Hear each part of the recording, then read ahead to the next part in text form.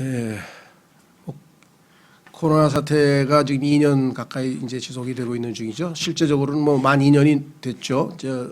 12월 달에 이제 중국에서 처음에 시작이 됐다고 그렇게 알려져 있으니까. 자, 그래서 지난 2년간을 보면 뭐 제일 많이 들은 단어가 코로나인 것 같아요. 사실 이 코로나라고 하는 단어가 아시다시피 여러분 들으셨는지 모르지만 라틴어로 크라운입니다. 크라운, 왕관이에요. 근데 요 바이러스가 생겨 먹은 꼴이 왕관처럼 생겼다고 이렇게 거기에 이렇게 왕관처럼 삐죽삐죽 뭐가 튀어나오고 그래가지고 아마 코로나라고 하는 이름을 붙이고 그랬던 모양인데, 사실은 이 코로나 하면 그리스도인에게 제일 아주 소망되는 단어고 관심 있는 그러한 단어죠. 그렇죠? 예. 5가지 왕관을 5가지 코로나죠. 5가지 코로나를 하나님께서 딱 준비하셔서 하늘에서 우리에게 주시고자 상을 준비해 놓으셨다고 성경에 말씀을 했고, 그 5가지가 무엇인지는 또 우리가 마르고 닳도록 공부를 해서 이제 충분히 안 해도 될 것 같은데 모르겠어요. 기억이 잘 안 나시는 분은 집에 가서 그 성경을 이렇게 검색하시면 왕관을 딱 치시면 그 5가지 왕관이 어느 때는 무슨 왕관을 주시고 어느 때는 무슨 왕관을 주시고 이게 잘 알고 있어야 되겠죠. 그렇죠? 내가 어떻게 살면 하나님이 무슨 왕관을 주신다. 자, 뭐 기회가 있으면 또 공부할 기회가 있겠지만 어쨌거나 이 코로나란 말이 참 좋은 말이었는데 이 바이러스 때문에 여러 가지 안 좋은 것처럼 이미지가 바뀌었습니다. 그런데 의학적으로 보면요, 지금 이 세상에 존재하는 뭐 바이러스 수가 뭐 셀 수도 없이 많대요. 그런데 그 중에서 약 2%인가 많이 인간에게 병을 일으키고 문제를 일으키지, 나머지는 막 엄청나게 유익하고 좋다는 거예요. 또 이게 바이러스가 아주 역할이 굉장히 중요하고 좋대요. 그래서 바이러스에 대해서 새롭게 생각을 좀 갖도록 하겠습니다. 그렇죠? 이 코로나 바이러스는 약간 원인이 뭐냐?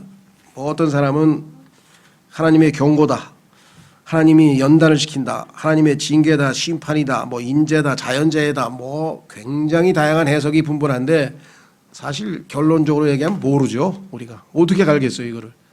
그렇죠? 섣부르게 그냥 예전에도 보면은 뭐 카트리나 뭐 그다음에 뭐 태풍, 지진, 쓰나미 뭐 일어나면 그냥 막 하나님께서 그냥 그 뉴오리언즈라고 하는 도시가 너무나 타락하고 그냥 문란해가지고 하나님께서 그냥 카트리나라고 그냥 팍 심판해 버리신다. 뭐 이렇게 특히 기독교 목사들이 설교를 엉터리로 해가지고 문제를 크게 일으켰죠. 자연재해는요 누구에게나 일어나는 겁니다. 확인해 보겠습니다. 누가복음 13장. 예수님께서도 그렇게 말씀하셨죠.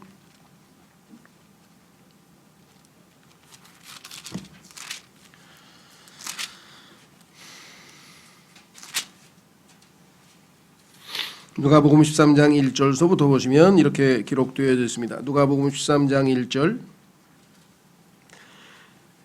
그때 거기 있던 몇 사람이 빌라도가 어떤 갈릴리 사람들의 피를 그들의 희생물에 섞은 것을 그분께 고하매 예수님께서 응답하여 그들에게 이르시되 너희는 이 갈릴리 사람들이 그런 일들로 고난을 당하였으므로 그들이 모든 갈릴리 사람들보다 더 큰 죄인이었다고 생각하느냐. 빌라도가 죽였는데요. 저 권력을 가진 사람이 사람을 죽였는데 그 죽은 사람이 죽지 않은 사람보다 죄가 없어서, 그러니까 그 사람이 더 큰 죄를 져서 그랬는 줄 아느냐? 아니라 이 말이죠. 3절. 내가 너에게 이르노니 아니라 그러나 너희가 회개하지 아니하면 다 그와 같이 멸망하리라. 다 멸망의 대상인데, 그렇죠? 일단 그 사람들이 그런 일을 당한 것뿐이지 너희가 그 사람보다 뭐 자격이 있어서 아니다 이 말이죠. 또 마찬가지로 4절. 이건 자연재해네요. 일종의 뭐 인재이긴 하지만 하여간 그래도 자연재해에 가깝네. 또 너희는 실로암에서 망대가 무너져 깔려 죽은 저 18사람이 예루살렘에 거한 모든 사람들보다 더 큰 죄인이었다고 생각하느냐? 내가 너희에게 이르노니 아니라 그러나 너희가 회개하지 아니하면 다 그와 같이 멸망하리라 하시니라.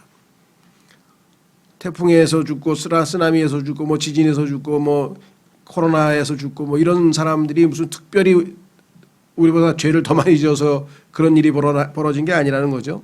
예.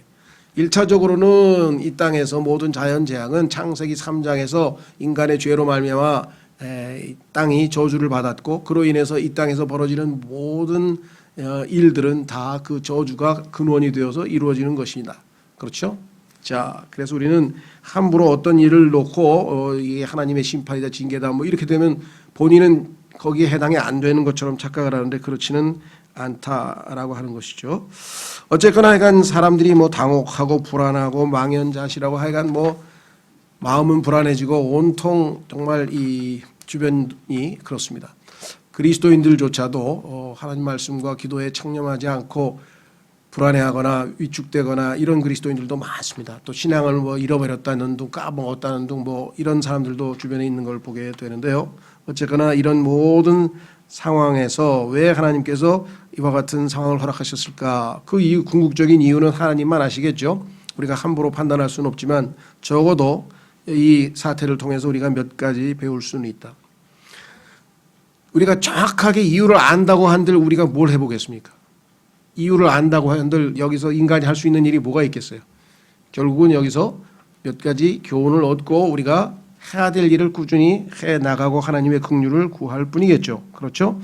자, 그런 의미에서 오늘 5가지만 우리가 한번 확인을 해 보려고 합니다. 자, 첫 번째 제가 이렇게 썼네요. 코로나가 시작된 지 만 2년이 되어 갑니다. 아직도 갈 길은 멀어 보입니다. 언제 끝날지도 모르고 그 다음에 또 다른 어떤 일이 벌어질지도 아무것도 알지 못하죠. 이 시점에서 우리는 작금의 상황들을 보면서 몇 가지 교훈을 도출해낼 수 있을 것 같습니다. 첫 번째, 삶은 불확실하다라는 사실을 배웁니다. 그렇습니다. 잘 풀리고 경제도 잘 풀리고 뭐 테크노피아가 오고 그다음에 뭐 IT에 무슨 다음에 메타버스에 뭐 아주 막 온갖 장밋빛 무슨 그 어떤 미래가 그다음에 뭐 우주에도 진출하고 그냥 막 뭐가 잘 나갈 것 같이 막 진행이 되는 것 같지만 이 바이러스 작은 것 하나에 모든 게 다 스톱이 되고 아주 이 뒤죽박죽이 되어버렸다는 사실을 우리가 알게 되죠. 자, 야고보서 4장 14절로 가보겠습니다. 야고보서 4장 14절.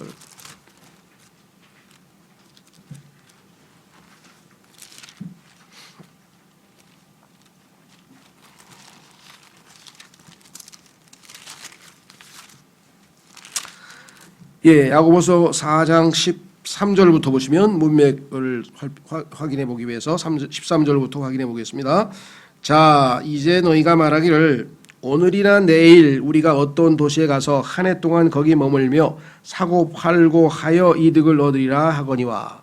오늘날도 수없이 많은 사람들이 사업 계획도 세우고 무슨 프로젝트도 세우고 뭐 온갖 계획을 잘 세웁니다. 그거 나쁘다는 건 아니에요. 그러나 이걸 생각해야죠. 14절. 내일 있을 일을 너희가 알지 못하는도다. 너희 생명이 무엇이냐? 그것은 곧 잠시 나타났다가 그 뒤에 사라져버리는 수증기니라. 여기서 생명은 인생이라고 번역해도 괜찮다 그랬죠. 인생, 우리의 삶. 우리 인생이 뭐냐? 그냥 순식간에 사라져버린다. 아까 제가 얘기했죠.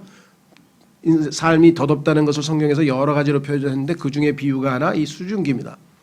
금방 있다가 금방 사라진다. 따라서 어떻게 해야 되느냐? 그런 까닭에 15절 너희가 마땅히 말하기를 너희는 이렇게 얘기하는 게 옳다. 뭐 주께서 원하시면 우리가 살며.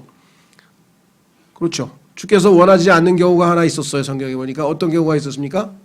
예, 누가복음 12장에 보니까 어떤 부자가 그날 그 해에 그냥 어마어마하게 풍년이 들어가가지고 그냥 막 소출이 너무 많아가지고 너무 신이 나가지고 한다는 소리가 속으로 야 이제 이거 창고에다가 쟁여놓으면 난 죽을 때까지 이제 뭐 먹을 거 안 떨어지는구나. 이제 할 일은 실컷 먹고 놀고 아주 즐기자.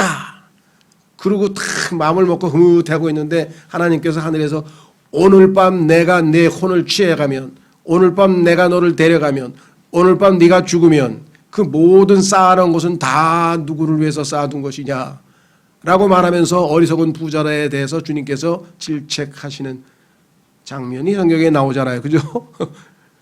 우리도 마찬가지예요. 그렇죠? 어느 순간에 어떤 일이 벌어질지 어떻게 알겠습니까? 자, 그래서 주께서 원하시면 우리가 살며 이것이나 저것을 하리라 하나 이제 너희가 스스로 자랑하는 것을 기뻐하나니 그러한 기쁨은 다 악한 것이니라. 자, 그래서 우리의 삶에 대해서는 주권을 하나님이 지고 계시기 때문에 생사화복은 뭐 우리가 결정할 수 없습니다. 그래서 순간적으로 어떤 일이 벌어질지 아무도 모른다고 말씀을 드렸었죠. 최근 한 달 사이에 제 주변에 저희 교회 성도님까지 포함해서 7분이 돌아가셨어요. 이 교회 성도님 그 우리 최명 형제님 부친 돌아가신 것부터 시작해서 그 다음에 그 동창 두 명이 통보가 와서 죽었다고 했고 통보가 왔고 그 다음에 2년 후배가 또 죽었다고 연락이 왔고 아주 가까웠던 친구인데요.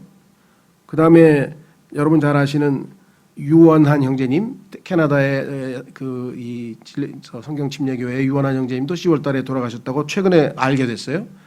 그리고 우리 성장의 첫걸음이라고 하는 책을 쓰시고 또 10여 년 전에 우리 논산에서 수련회에서 강사로서 말씀을 선포해 주셨던 린튼 스미스 선교사님도 또 한 일주 전인가 얼마 전에 돌아가셨어요.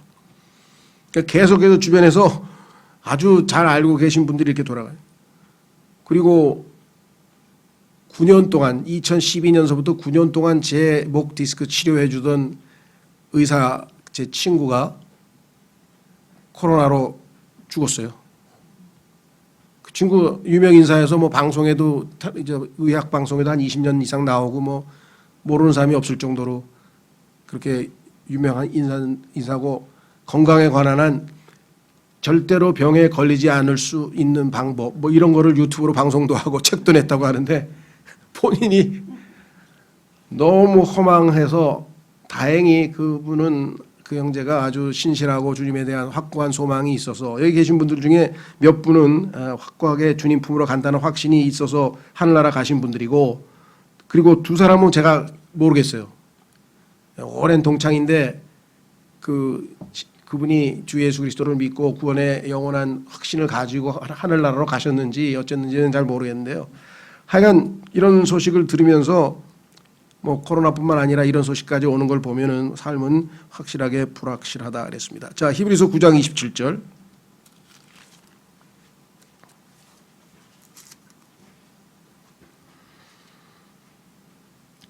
한 번 죽는 것은 사람들에게 정해진 것이요 이것 뒤에는 심판이 있나니. 죽는 것은 죄 삭시 사망이니까 인간이 하나님께 죄인이기 때문에 죄로 인해서 죄를 지었으므로 하나님의 심판을 받아 죽게 되어 있죠. 그것은 아주 명확한 사실이다. 그래서 이 죽음이 우리가 예측한 대로 또는 우리가 기대한 대로 뭐 기대 수명에 맞추어서 딱 뭐 이렇게 찾아오는 게 아니고 말씀드린 것처럼 언제 어느 순간에 일어날 수 있는지 아무도 모른다는 거죠. 그렇죠? 예. 저도 1983년에 제가 스페인 유학을 마치고 귀국을 했는데 9월 2일자 비행기 타고 또 왔어요. 9월 1일자 비행기가 똑같은 코스로 알래스카에서 그 앵커리지에서 출발한 칼기가 서울에 도착할 때 소련 미사일 맞아서 땅에 떨어졌거든요. 그 다음 날 똑같은 코스로 타고 왔어요. 신문에서 그 비행기 떨어졌다는 소식을 호해로 읽으면서 그 사람들 저야 그래도 하나님 믿으니까 아이고 하나님 감사합니다 그러고 편안하게 왔는데 아마 그날 그거 호해 읽으면서 오는 사람도 아마 불안했을지도 모르겠어요. 그렇죠? 예, 그래서 언제 어떤 일이 어떻게 벌어질지는 모른다. 미래는 하나님께 달려 있다. 그래서 여기 나와 있는 것처럼 재앙은 우리의 운명을 통제하고 있다는 과신을 없애버린다. 그렇습니다. 그래서 오늘이 중요한 거예요. 오늘. 그래서 오늘 현재 내가 구원을 받은 사람이라면 오늘 현재 죽더라도 우리의 있을 곳은 하나님 계신 하늘이죠. 그래서 성경에 보니까 죽는 바로 그 순간에 즉시로 주와 함께 있으리라는 약속이 고린도후서에 나와 있죠. 자, 고린도후서 6장으로 가보겠습니다. 고린도후서 6장.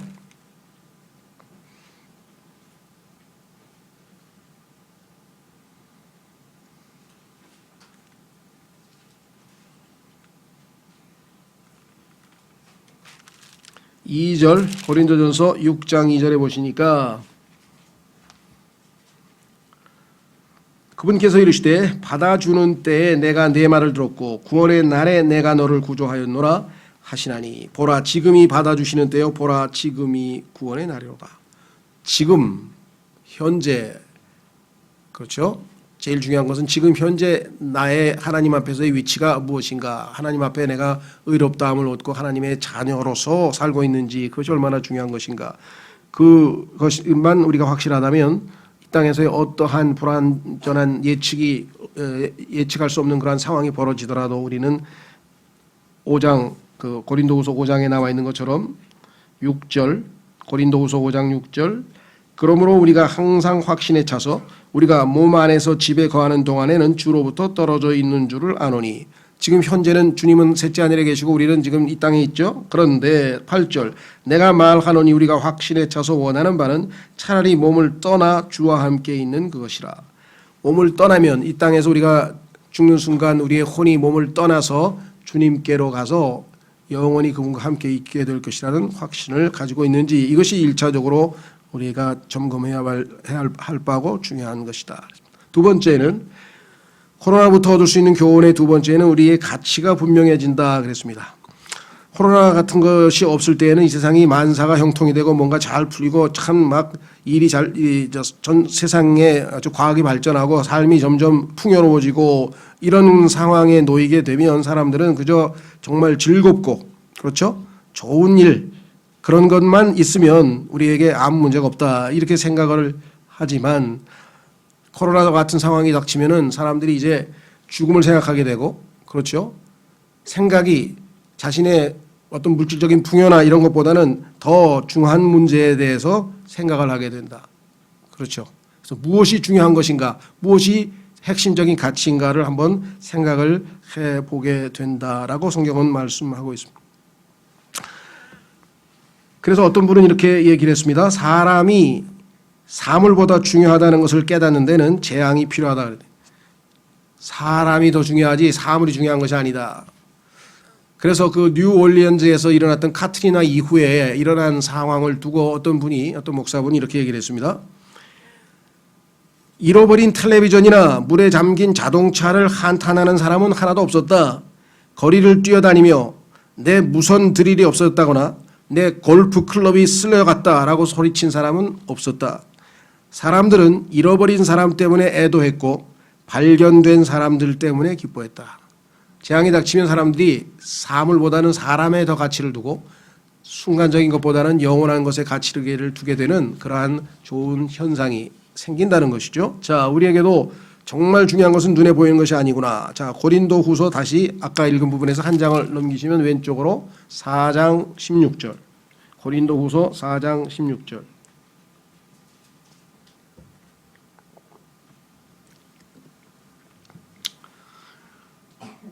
이런 까닭에 우리가 낙심하지 아니하노니 우리의 겉사람은 썩 없어져도 속사람은 날마다 새로워지는도다. 우리가 잠시 받는 가벼운 고난이 우리를 위해 훨씬 더 뛰어나고 영원한 영광의 무거운 것을 이루느니라. 18절. 우리는 보이는 것들을 바라보지 아니하고 보이지 아니하는 것들을 바라보나니 보이는 것들은 잠깐 있을 뿐이나 보이지 아니하는 것들은 영원하니라. 그래서 눈에 보이는 것에 대해서 우리는 훨씬 덜 가치를 두고, 그게 가치 없다는 건 아닙니다. 옷도 중요하고 또 차도 중요하고 집도 중요하고 다 하지만 그것보다 더 중요한 게 있다는 것이죠. 그것은 영원히 없어지지 아니할 바로 그 가치, 그것. 자, 그래서 우리는 하나님께서 우리에게 예비해 놓으신 그것을 한번 확인해 보겠습니다. 베드로전서 1장 4절. 베드로전서 1장 4절.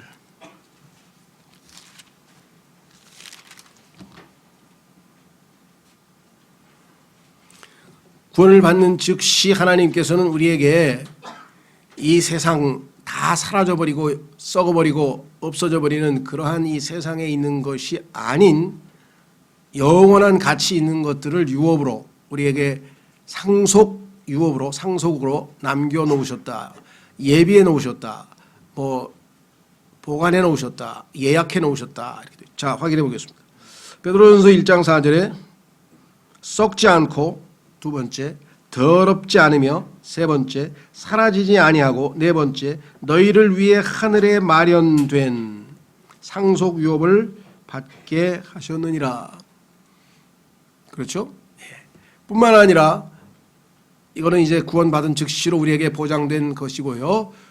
이 땅에서 주님을 위해서 살아가면서 조금이라도 무언가를 했을 때에는 거기에 대해서 주께서 주신다고 하는 보상, 그 5가지 왕관을 포함해서 여러 가지 보상들에 대해서도 성경에서는 이것은 보상의 유업이라 돼. 보상의 유업. 보상의 유업도 우리를 기다리고 있는데 그걸 역시 영원한 가치를 지니고 있는 것이라고 성경은 우리에게 분명하게 말씀하고 있습니다. 그렇죠? 자, 그래서 이 땅에서 우리 그리스도인들은 우리의 애착이 땅에 있는 것들은 어차피 다 사라져버릴 거란 말이죠. 그래서 위에 있는 것에 애착을 가지라. 위에 있는 것에. 확인해 보겠습니다. 골로새서 3장 1절. 골로새서 3장 1절. 이 구절을 읽을 때마다 그 어떤 목사님이 하신 말씀이 생각이 나요. 그리스도인들이 가장 잘 안 지키는 하나님 말씀 중에 하나입니다. 자, 바로 이것이 그리고 이렇게 되어 있습니다. 그러므로 너희가 그리스도와 함께 일으켜졌거든 위에 있는 그것들을 추구하라. 거기에는 그리스도께서 하나님 오른편에 앉아 계시느니라. 위에 있는 것들에 너희의 애착을 두고 땅에 있는 것들에 두지 말라. 위에 있는 것들에 마음을 두라. 애착을. 그래서 우리 교회에서는 제가 알기로 아마 서너 번, 두세 번, 최소 두세 번 아니면 서너 번 정도 위에 있는 것들이라는 제목으로 설교해요. 위에 있는 것들. 위에 뭐가 있는지를 알아야 애착을 두지. 위에 뭐가 있는지 잘 모르는데 애착을 둘 수가 있겠습니까? 그렇죠. 여러분 스스로 한번 아는 지식을 총동원해서 성경 읽은 거 총동원해서 셋째 하늘에 뭐가 있는지 한번 다 적어보세요. 위에 있는 것들이 정말 애착을 둘 만한 것인지를 한번 좀 여러분들이 아셔야 되지 않겠어요? 뭐 확인하려면 뭐 예전 설교 한번 찾아보시던가. 자, 그래서 우리는 가치가 분명해질 수 있는 그러한 유익을 얻을 수 있다. 상당히 큰 유익이죠. 2가지 배울 수 있고요. 세 번째 교훈은 돈은 자신이 한 약속을 지키지 못한다.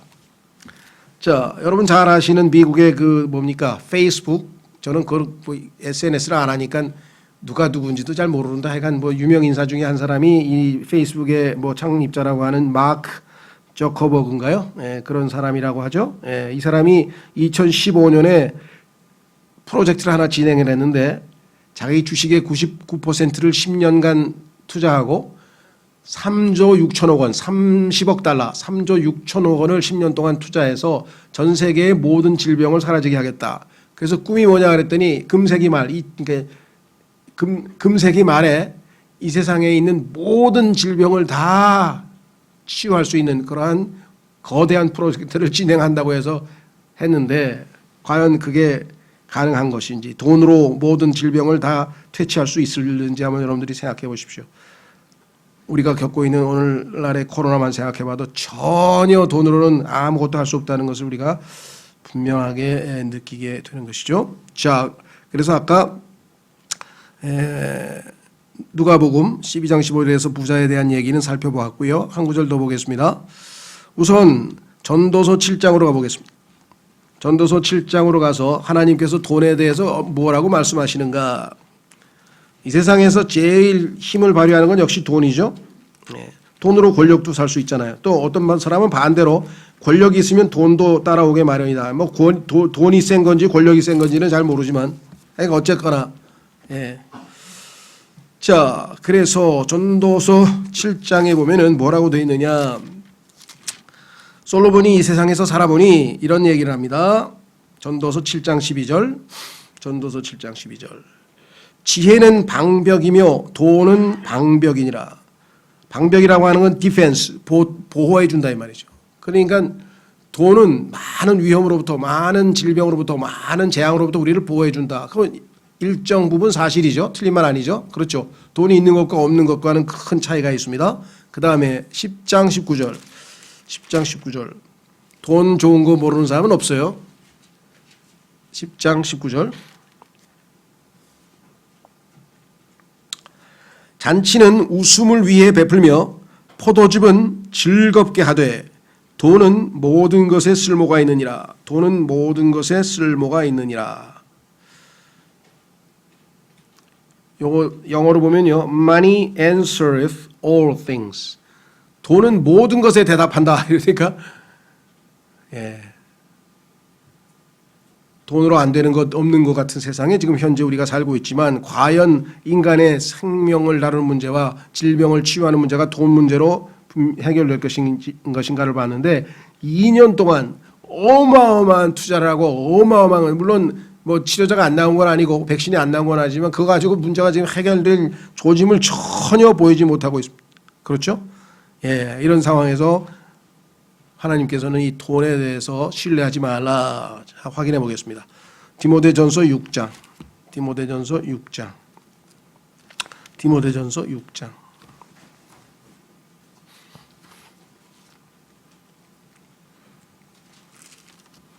아까 얘기했던 저 그거 같은 사람도 돈만 있으면 엄청난 투자만 하면 모든 문제가 다 해결될 것 같고 또 무슨 소프트웨어 개발한 그 누굽니까? 빌 게이츠인가요? 그 사람도 지금 뭐 어마어마하게 많은 돈을 투자해서 뭐 여러 가지 그 인간의 질병 문제를 해결하려고 애를 쓰고 있는 모양인데요. 과연 그런가 한번 보겠습니다. 디모데전서 6장 9절 8절부터 보시면 먹을 것과 입을 것이 있은즉 우리가 그것으로 만족할 것이니라. 요게 아까 그 목사님이 말씀하신 두 번째네요.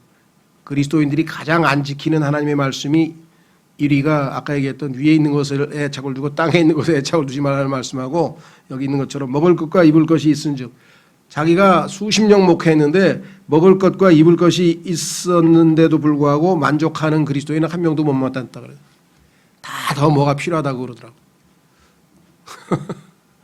예, 찬송은 우리가 주님 한 분만으로 만족한다는 찬송은 열심히 부르는데 한난 뭐가 더 필요한 것처럼 살아가죠. 자, 9절 그러나 부유하게 되고자 하는 자들은 사람들을 파멸과 멸망에 빠지게 하는 시험과 올무와 여러 가지 어리석고 해로운 욕심에 떨어지느니라. 자, 여기 조심하십시오. 부유한 것 자체를 성경에서 잘못됐다고 하지 아니하고 부자인 것은 좋은 일이죠.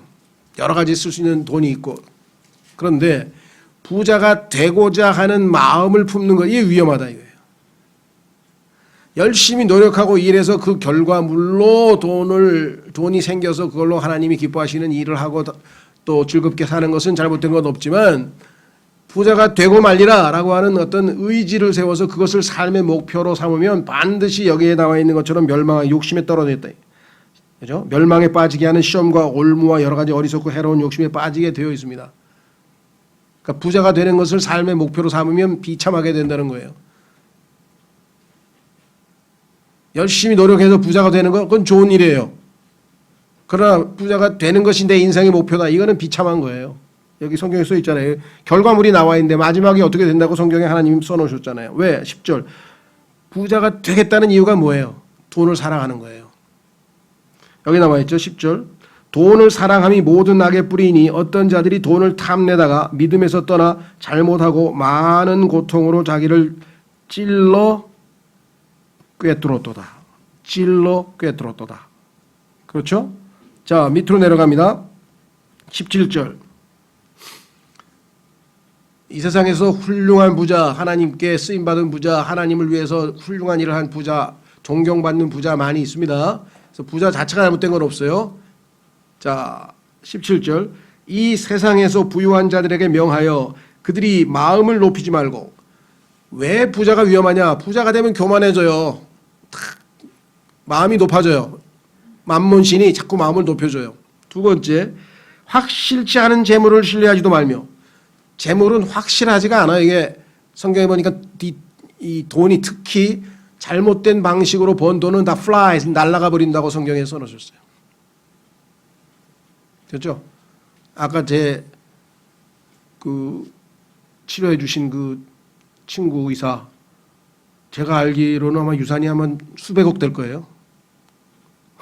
근데 좋은 일 하려고 사실은 나중에 해외에서 선교사님 돌아와서 늙어서 여생을 보낼 데가 없을 때 그분들을 위해서 선교센터를 짓겠다고 다 계획서도 저한테 보여주고 그렇게 했는데 한번 실행도 못하고, 뭐 다른 사람이 알아서 뭐 또 잘 하겠지만 하여간. 자, 그래서 여기 나와 있는 것처럼 돈을 사랑함이 모든 악의 뿌리니 어떤 자들이 돈을 탐내다가 믿음에서 떠나 잘못하고 많은 고통으로 자기를 찔러 꿰뚫었도다. 야고보서 1장. 야고보서 1장으로 가시면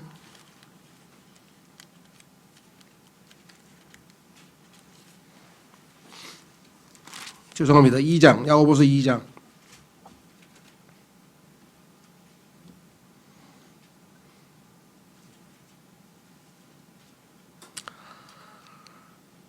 5절, 야고보서 2장 5절. 내 사랑하는 형제들아 귀를 기울이라. 하나님께서 이 세상의 가난한 자들을 택하사 믿음에 부요하게 하시고 또 자신을 사랑하는 자들에게 약속하신 왕국의 상속자들로 삼지 아니하셨느냐. 눈에 보이지 아니하는 놀라운 보상을 약속해 놓고 그 다신 보세요. 그러나 너희가 가난한 자들을 업신여겼도다. 부자들은 너희를 학대하고 재판석 앞으로 너희를 끌고 가지 아니하느냐. 자, 성경에 보면은 하나님께서는 공평하시기 때문에 부자들에게는 물질적인 복을 주셨다고 치지만 가난한 사람들에게는 보이지 않는 영적인 복, 즉 믿음을 믿음에 부여하게 만드셨다라고 성경에 썼습니다. 그렇죠? 자, 그래서 이번에 그 코로나 사태가 우리에게 주는 것은 돈은 자기가 한 약속, 모든 것을 다 우리에게 이루어주지 못한다라는 사실을 다시 한번 확인해 볼 수가 있습니다. 네 번째로 자기 망상은 위험하다. 자, 성경에 보니까 이 땅에 있는 사람들은 고통과 재앙은 항상 나쁘고 그다음에 건강과 행복은 항상 좋다 이런 생각들을 다들 가지고 있죠. 예. 그런데 성경에 보니까 그 유명한 부자와 나사로의 이야기에서 누가복음 15장에서 주님께서는 이렇게 말씀하셨네요. 분명하게 한 사람은 이 땅에서 잘 먹고 잘 살다가 지옥으로 갔고 한 사람은 거지로 살면서 그냥 정말 밑바닥 인생을 살다가 아브라함의 품에 안겨서 파라다이스 낙원으로 갔고. 자, 이건 신약적 교리로는 맞지는 않습니다. 신학적 교리에서 그러면은 이 예수님이 예를 든 것처럼 부자는 다 지옥으로 가고 가난한 사람은 다 하늘로 천당으로 가느냐? 그 얘기는 아니에요. 신약에서는 부자, 가난한 사람, 똑똑한 사람, 못난 사람 아무 구별이 없습니다.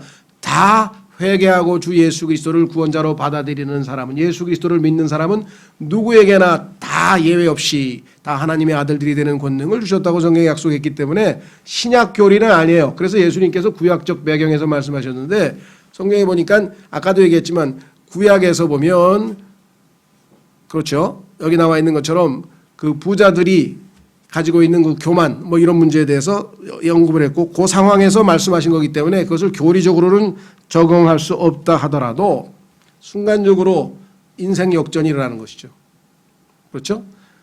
부자였던 사람이 결과물이 영원한 고통의 장소로 갔고 나사로는 고생하다가 좋은 곳으로 가서 주님께서 그렇게 말씀하셨잖아요. 너는 잘 먹고 잘 살았으니까 이렇게 된 거고 나사로는 가난하니까. 그런데 이렇게 좋은 곳으로 왔고 이렇게 말씀을 하셨죠. 그러니까 우리가 생각하는 논리적인 결과로대로 인생이 이루어지지 않는다는 것이에요. 그와 같은 망상은 굉장히 위험하다라고 하는 사실을 우리에게 분명하게 말씀을 해주고 있습니다.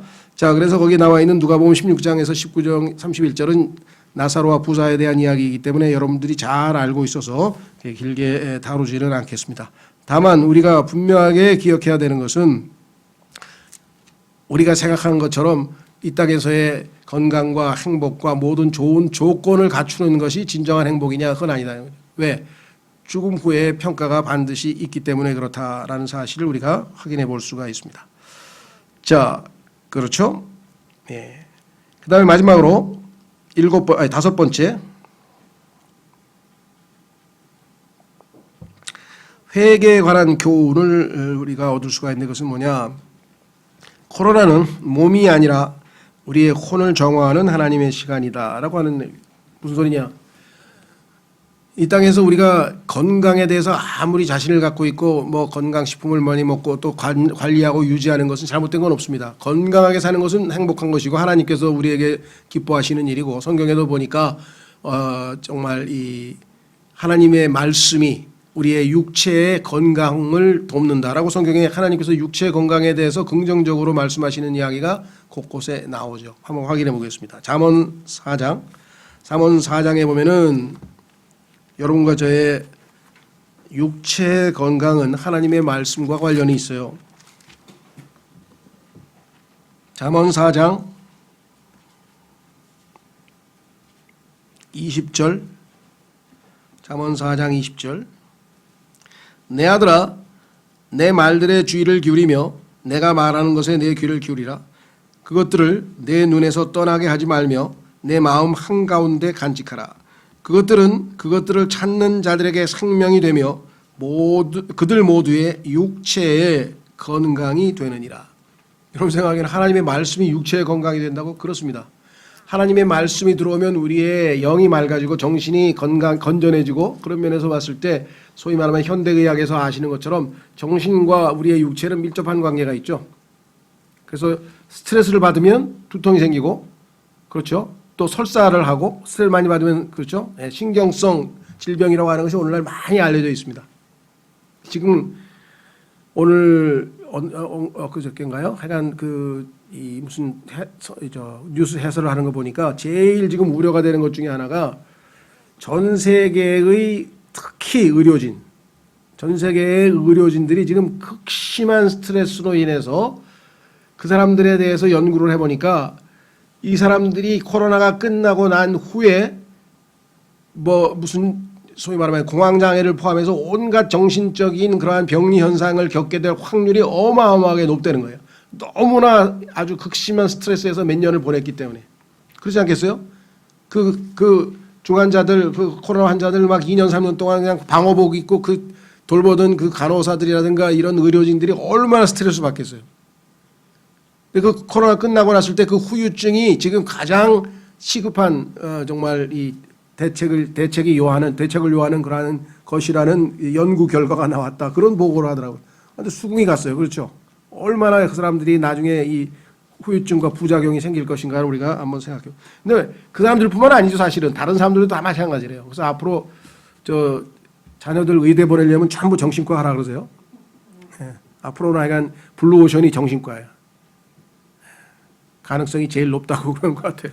자, 그래서 우리는 분명히 하나님의 말씀이 우리의 영을 맑게 하고 우리의 혼을 깨끗하게 하고 정화시키는데, 그 정화시킨다 그랬죠? 우리의 혼을. 그렇게 되면 어떻게 됩니까? 우리의 육체에도 건강을 가져다 준다라고 하나님의 말씀은 분명하게 여기에 약속을 했죠. 예. 자, 그래서 우리는 다시 돌아오셔서 하나님께서는 하나님의 말씀이, 우리가 죄를 지으면 그 죄에 대해서는 예수 그리스도의 피가 우리를 깨끗하게 합니다. 그래서 양심이 다시 회복이 돼야 돼요. 그래야 우리가 정상적으로 우리의 마음의 평안이 유지되고 신앙생활할 수가 있죠. 자, 히브리서 9장. 1차적으로 우리의 혼이 정화되는 데는 첫 번째는 하나님의 예수 그리스도의 보배로운 피가 우리에게 중요합니다. 히브리서 9장. 양심의 꺼리낌이 내 마음속에 남아있다. 뭔가 좀 찝찝하다. 이거 내가, 그렇죠? 그러면 마음의 평정을 잃게 되고, 그 원인은 죄 아니면은 우리의 이 염려 불안이겠죠? 자, 그러면 그 죄의 문제를 해결하려면은 죄를 씻길 수 있는 유일한 것은 예수 그리스도의 보배로운 피, 귀중한 피인데, 히브리서 9장 13절, 히브리서 9장 13절.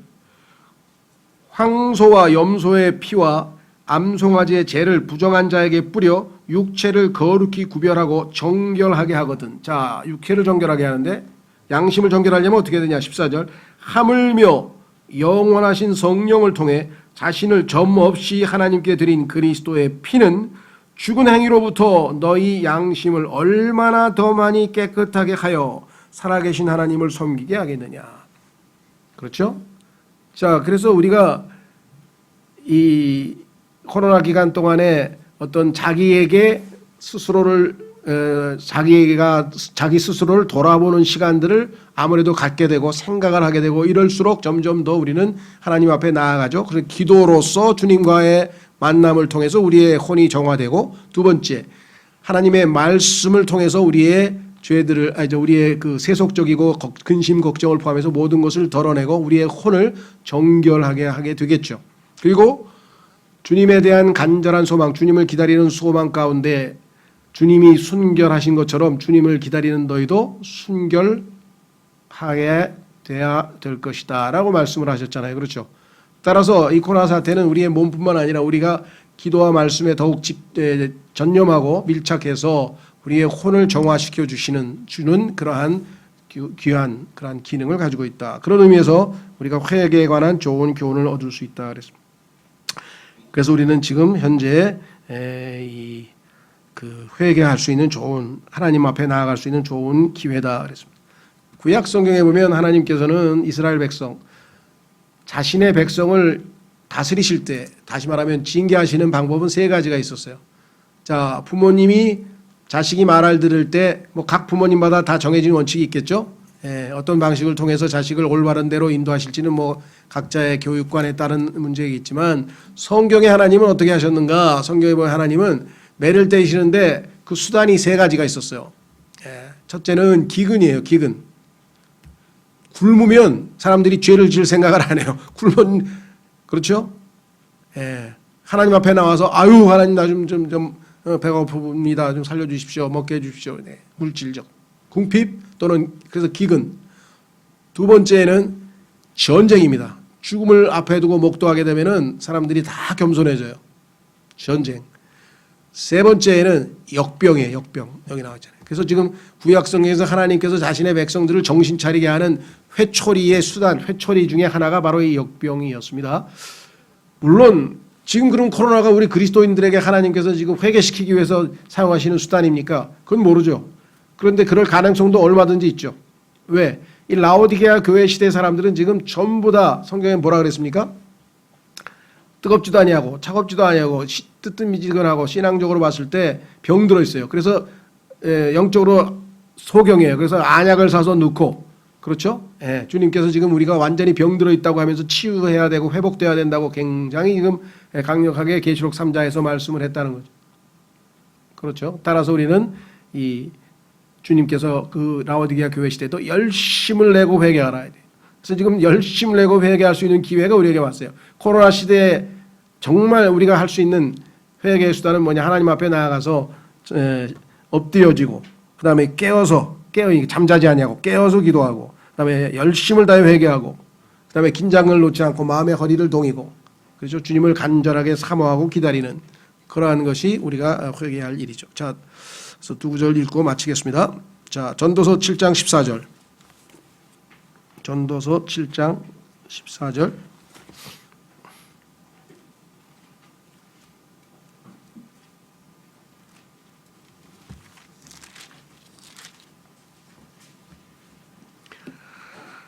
하나님께서 전도서 3장에 보면은 다 때가 있다 그랬죠. 태어날 때가 있고 죽을 때가 있고 기쁠 때가 있고 슬플 때가 있고, 그렇죠? 일할 때가 있고 쉴 때가 있고 다 뭐뭐 할 때가 다 정해져 있다 그랬어요. 그렇다면 지금 이 코로나가 2년간 우리를 지금 압도하고 있는 이 시기에 우리가 해야 될 것은 무엇인가라면 자명한 것이겠죠. 14절, 7장 14절에 이렇게 말씀하셨습니다. 형통하는 날에는 기뻐하되, 잘 풀리고 건강하고 모든 게 잘 풀리고, 그렇죠? 행복하고 이럴 때는 기뻐하라 그랬어요. 두 번째, 역경을 당하는 날에는, 지금 우리가 역경을 당하고 있죠? 어떻게 되냐? 깊이 생각하라. 평소 때는 먹고 마시고 즐기고 노느라고 사람들이 생각도 안 해요. 생각을 안 하는 시대라 했죠, 이 시대가. 왜? 예능 만능 시대라 그랬잖아요. 예능이란 말, amusement, 즐긴다는 말인데요. amusement. 어가 뭐예요? 안 한다 이거예요. A는 안 한다. muse, 생각을 안 하는 시대야. 깔깔대고 웃기만 하고 생각을 안 하는 시대. 그러나 역경을 당하면 사람들이 생각하기 시작할게요. 야, 인생이란 게 뭐지? 아니 근데 하나님이 계신다고? 그런데 왜 이렇게 인간을 괴롭히고 계셔? 도대체 이게 뭐야? 하면서 생각을 안 하던 사람들도 생각하게 되겠죠. 이유가 뭐냐? 하나님께서 또한 이것과 저것, 역경과 형통이죠. 형통과 역경을 마주보게 두신 것은, 올라갔다 내려갔다 올라갔다 내려갔다 인생이 그렇죠. 그래서 이 복음 흑인의 영가에도 보면은 있잖아요. 나는 sometimes I'm up, 때로는 위에서 즐겁게 올라가 있고, sometimes I'm down, 때로는 나는 낮춰지네. 올라갔다 내려갔다 올라갔다. 여기 나와 있죠. 형통했다가 역경을 당했다. 형통을 당했다. 역경을 했다. 형통했다. 역경했다. 그리고 마지막 역경이 뭐예요? 죽는 거예요. 그렇죠? 그 마지막 역경, 이 죽음을 해결 못하면 인생은 아무리 형통하는 순간이 많아도, 행복한 순간을 많이 거쳤어도 불행해지는 거죠. 그래서 예수 그리스도께서는 이 죽음을 물리쳐서 정복하셨다. 그래서 죽음으로부터 우리를 건져내셨다고 성경에 말씀하셨죠. 영원한 생명을 주셨죠. 자, 그래서 이유는 뭐냐? 사람이 자기 뒤에 일어날 일을 찾지 못하게 하려 하심이라. 오늘은 잘 나가다가 망했다가 잘 나가다가 망했다, 올라갔다 내려갔다 올라갔다 내려갔다 하면 그 다음에 지금 올라갔을 순간에 어떻게 해요? 마냥 좋아할 수만은 없죠. 왜? 벌써 여러 번 내려간 경험을 했으니까.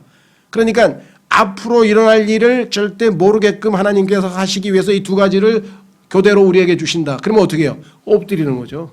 그러니까 하나님 앞에 엎드려야지. 미래를 모르니까 전능하신 하나님께 모든 걸 의탁하고 내가 형통하든 내가 역경을 당하든 항상 하나님을 의지하고 하나님께 영광을 돌리겠습니다. 잘 나갈 때 의시되고 폼 잡고 하고 하나님 잊어버리지 않고 이스라엘 백성은 그랬죠. 우리도 그랬고 그럴 경향이 농후하고. 자, 그러면 신약 버전으로 말씀을 드리겠습니다. 이건 구약 버전인데 왜 구약 버전을 얘기하느냐. 신약 버전으로 말씀을 드리고 마치겠습니다. 야고보서 5장. 야고보서 5장은 그러면 신약 버전은 뭐라고 말씀하시는가? 똑같은 내용인데요. 야고보서 5장.